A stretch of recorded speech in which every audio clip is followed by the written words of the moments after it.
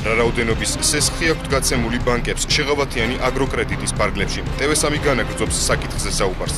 საქართველოს ბანკის წარმომადგენელი ვაჟა მენაბდე TV3-თან აცხადებს, რომ პროექტის ფარგლებში ბანკმა უკვე გასცა 500-ზე მეტი სესხი. კრედიტების მოცულობა კი 18 მილიონ ლარამდეა. მისი თქმით, სესხების დიდი ნაწილი მცირე და საშუალო მეწარმეებზეა გაცემული. მისი განმარტებით, აგროსექტორის მხრიდან წარმოების გაფართოების მაღალი ინტერესია, რაც რუსეთის ბაზრის გახსნითაც არის განპირობებული.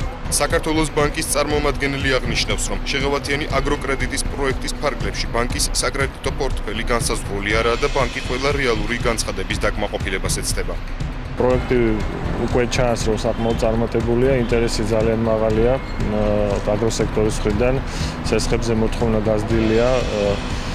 ბევრი ცდილობს, რომ გააფართოვოს თავისი მეურნეობა და საქმიანობის არეალი, რადგან საკრედიტო რესურსი უფრო ხელმისაწვდომი და იაფი გახდა მათთვის.